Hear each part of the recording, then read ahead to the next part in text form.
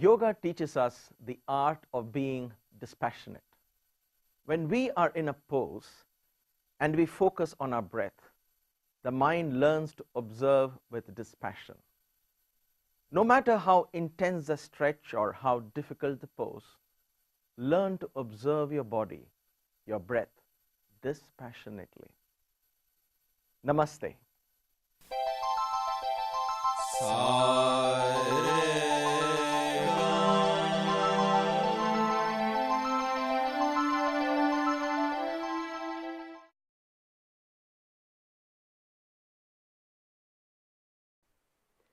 Hello and welcome to IYER, Integrated Yoga Exercise Routine, Class 25.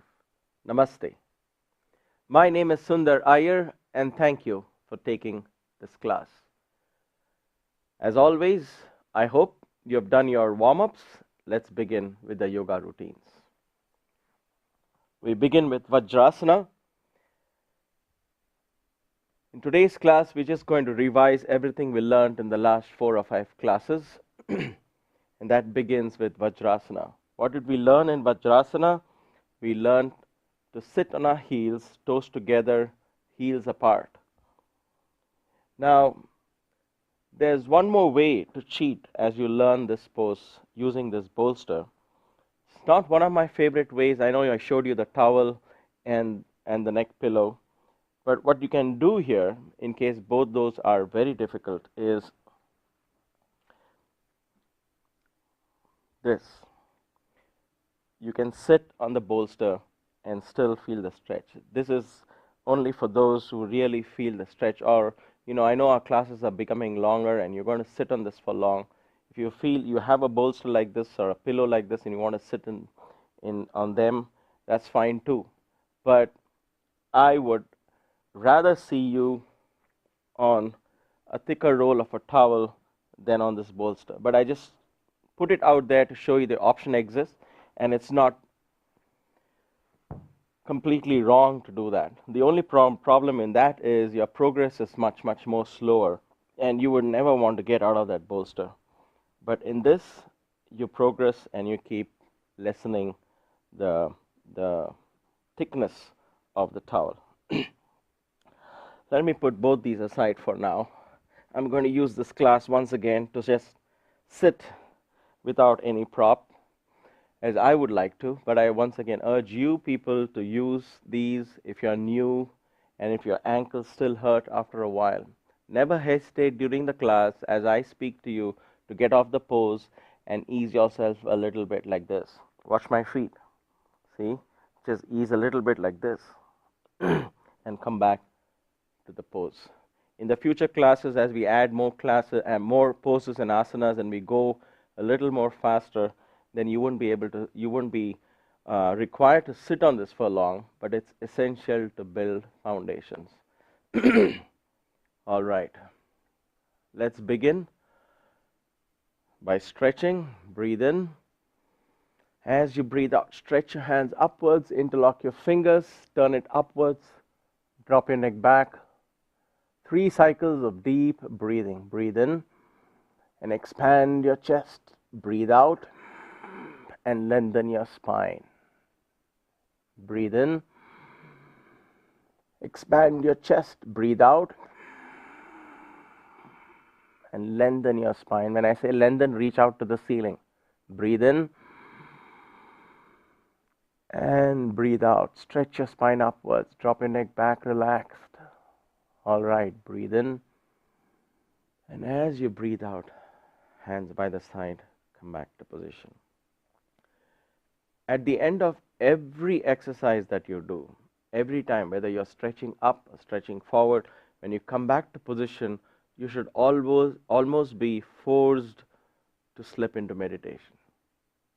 Yoga is very intoxicating in its nature because of your breathing, because you stretch, you tune into your breath, and like I said, you observe it with dispassion. When that is there, you almost slip into meditative pose, which is why yoga is very internal. You don't make up your mind to go inside. It just happens naturally. Spinal twists. Left palm, right knee, right palm, between your toes.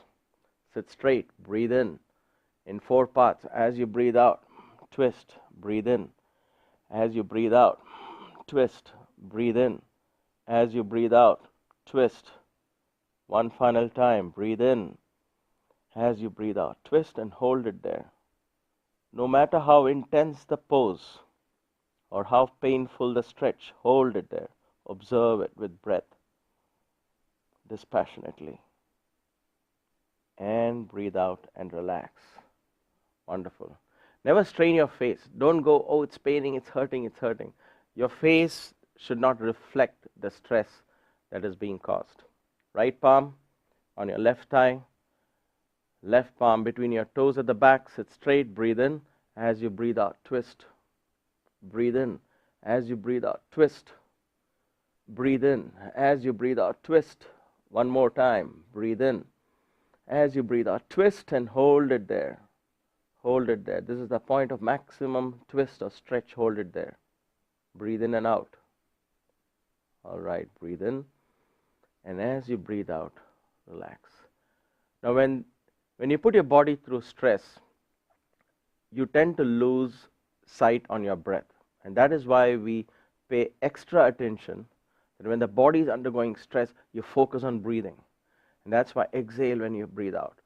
Exhale when you twist. Exhale when you twist. Exhale when you twist. You're focusing on the breath constantly, taking your mind away from the point of physical pain and sending it to focus on in a zone where it's only about breathing. That is the secret, my friends, of yoga and of its capacity to release you from stress. This is what we are learning in a simulated environment, using your body as a laboratory and your mind and breath as tools. So don't ignore these simple but very powerful lessons that we learn every day. The next pose or the asana we are going to do is the salutation pose, and that is called the pranam asana. Pranam. Pranam means salutations. So we're going to pranam with our body. So as we learn the crouching pose, try and rest. You're going to try. I give you these simple goals to reach. If you cannot, it's not wrong, but try and place the top of your head, not the forehead, but the top of your head on the floor, so you form a lock. This is why the warm-ups initially are important, because you learn to lock, you learn to twist your neck, and we are using all that in these asanas. So crouching pose or the salutation pose is along with locking of your neck. Breathe in.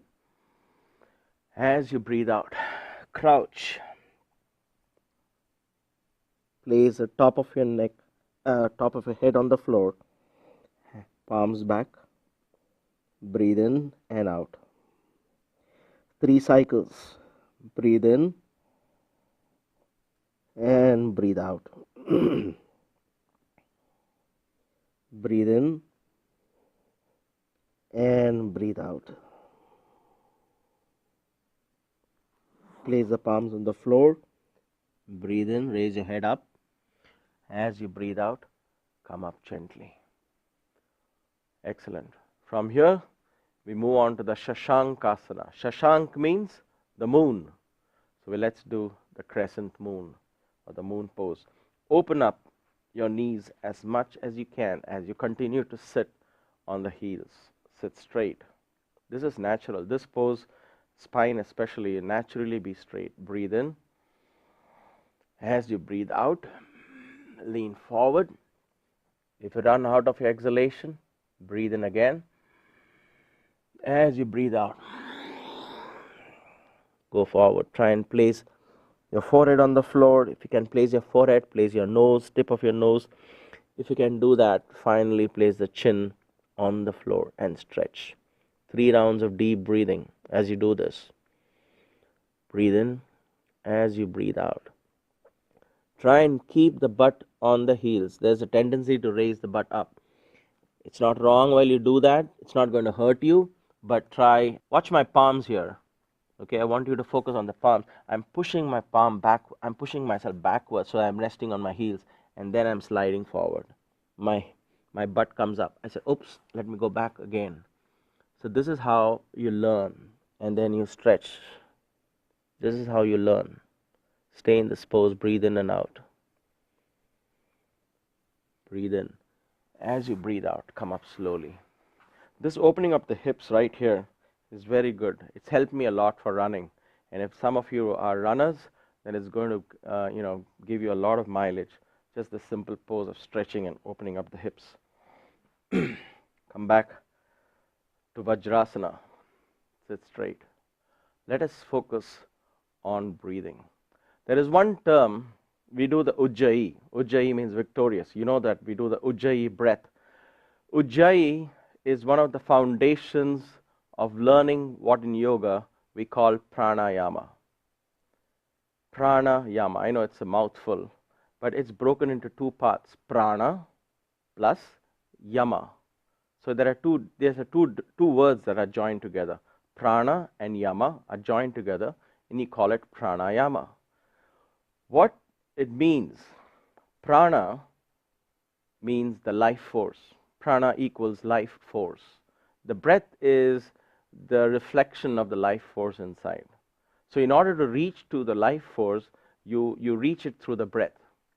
Breath is not the life force. Breath is a reflection. Breath is a tool that takes you to the life force inside. So prana equals life force. Yama simply means control. Prana yama or pranayama means controlling the life force within. Controlling the life force. In Eastern traditions, there are various countries in China and Japan. They call it the power of chi. You call it the power of the prana in India. You also call it the power of the kundalini in yoga. They all mean this fundamental life principle, the life force within. So in Ujjayi pranayama, the Ujjayi form of breathing, you first learn these basic techniques of control. And through controlling of the breath, you hope to achieve the ultimate control of the life force within. So let's do the Ujjayi pranayama. We breathe in. So in Ujjayi pranayama, as we've done in the last few classes, focus on abdominal breathing, focus on breathing through the glottis, you're breathing through the throat, and focus on the ratio. These are the three things. The fourth thing, of course, finally, is listening to the sound of your breath. Listen to the sound of your breath. And use my voice simply as a guide as I keep the count. Okay? Sit straight, close your eyes, and begin. Let's begin together. Breathe in.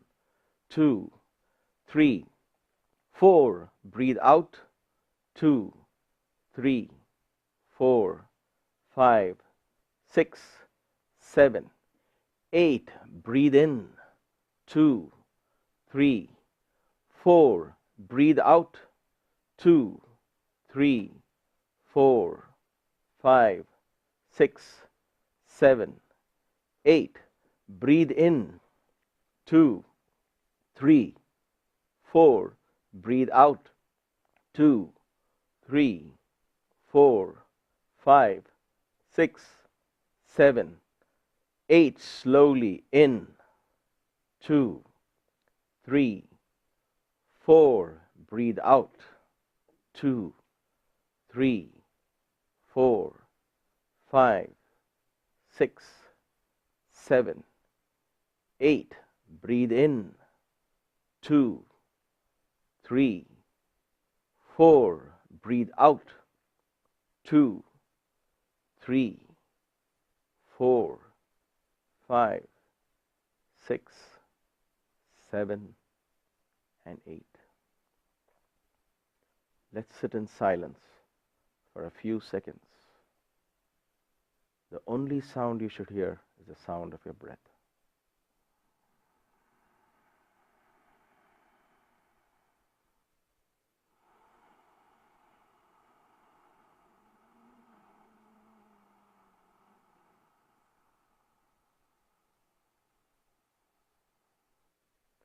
Gently take a deep breath. As you breathe out, open your eyes. This slowing down of breath slows down your thoughts. This slowing down of your thoughts gives you a handle on this infinite power of life force within. That is the secret of yoga. Before you go out and have a blessed and wonderful day, take a few moments and listen to the rich, inspiring words of my dear friend Ratanjeet. And until we meet again, stay blessed. Namaste. The power in me bows to the power in you, unifying us in oneness. We all want happiness, and we work incredibly hard, buy all kinds of things, and spend countless hours searching for it. But true happiness does not come from a complicated formula or from what we own. Happiness simply comes from giving. What we give and how we give. If we think back to the time when we were truly happy, we would realize that it always came as a result of a selfless act, unconditional giving. That is the key to a stress-free life filled with happiness. May the power within you enrich and empower your day.